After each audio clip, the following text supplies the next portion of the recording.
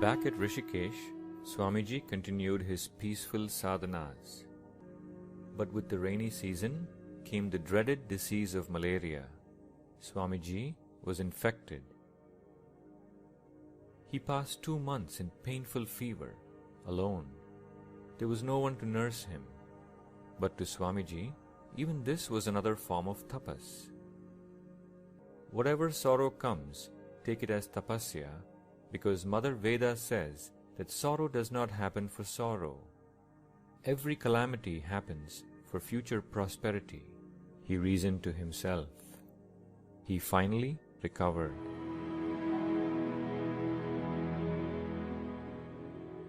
His natural attraction to the Himalayan landscapes led him to plan a trip to the famous Pashupatinath temple in Nepal. His heart thrilled at the devotional ambience of the place, seeing so many sannyasins and devotees. At their request, Swamiji chose to stay in a solitary corner of an ashram on the banks of the river Vangamati. Gradually, his fame spread in the region. Large numbers of people came to pay homage to him. Every evening, he held discourses on jnana, karma, and bhakti yoga. He continued his learning, his visits to temples, his solitary walks, and then one day came the smallpox infection. For days he was unable to stir out of his bed. Devotees nursed him tenderly. This further reinforced his belief that love is universal. If you want others to love you, you must love them yourself. Swamiji had always longed to visit Mount Kailash and the beautiful landscape around it. Spring had just ended, and he decided to make the trip.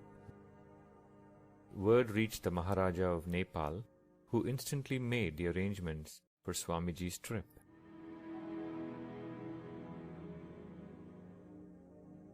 Due to his lack of proper diet and frequent fits of fever, Swamiji's body was emaciated. And yet, like a lover speeding to his tryst, heedless of all risks, Swamiji moved forward, on foot. In a state of pure ecstasy, I passed through deep forests and climbed high mountains, unmindful of all physical discomforts, he writes. He then reached the Nara Pass on the northern border of Nepal.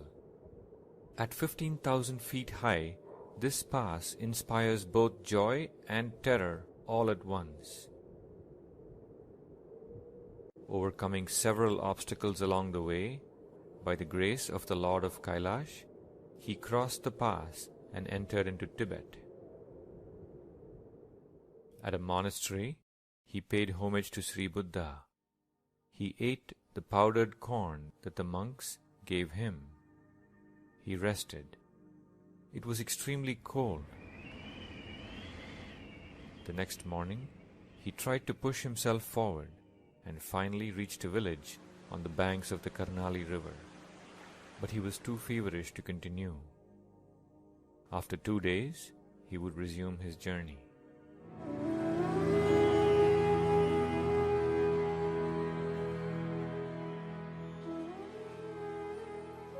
Walking all day through the mountains, by sunset he reached the plains of Mount Mandatha.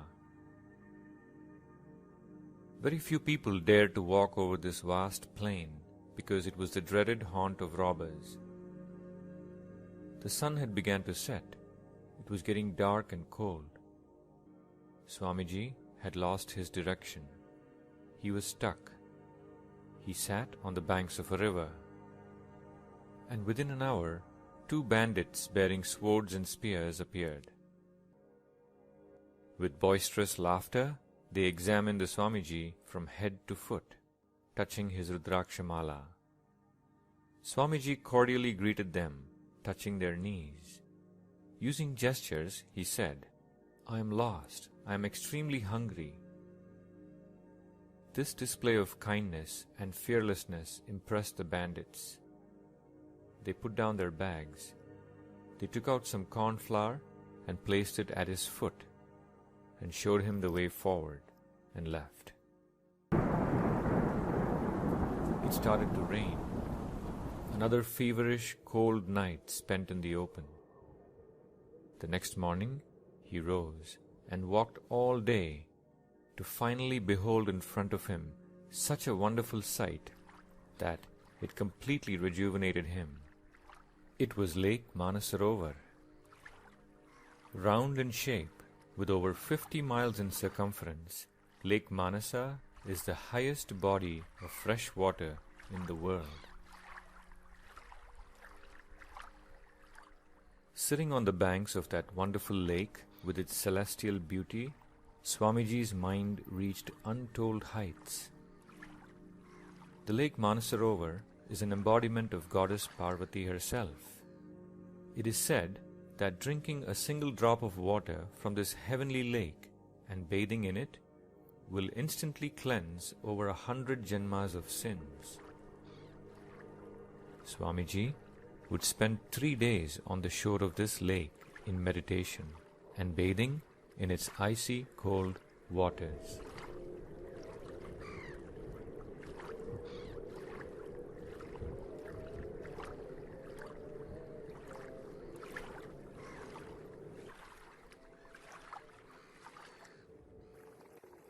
With great satisfaction, he moved forward towards his goal, Mount Kailash. After 3 days of walking, he could see standing in front of his eyes the divine spectacle of this mountain. His heart danced with joy. He rushed forward. "How blessed I am! How blessed I am!" he thought. He soon reached the base of the heavenly mountain. To appear fresh every second is the true nature of beauty. There is no better place on the face of the earth than Kailash or Manasa. Performing a parikrama around the base of Mount Kailash is an important part of the yatra. It would take a robust person 3 to 4 days. But Swamiji did not entertain the thought for even a second. He writes, "A region so high and so cold, a body emaciated and weakened by disease, lack of clothing to protect it from rain and snow.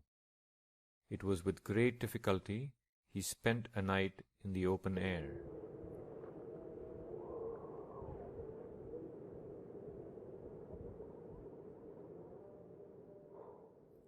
The next morning, he arose, feeling that he had escaped the jaws of death during the night, thanks to the mercy of the Lord of Kailash.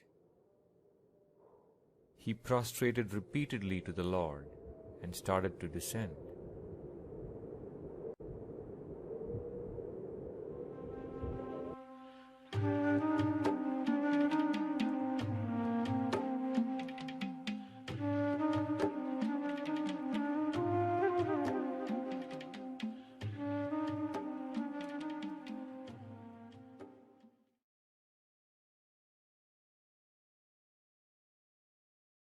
Hari Om Namaskar. We are sure you liked the video. For more such amazing videos, subscribe to our YouTube channel and do not forget to press the bell icon.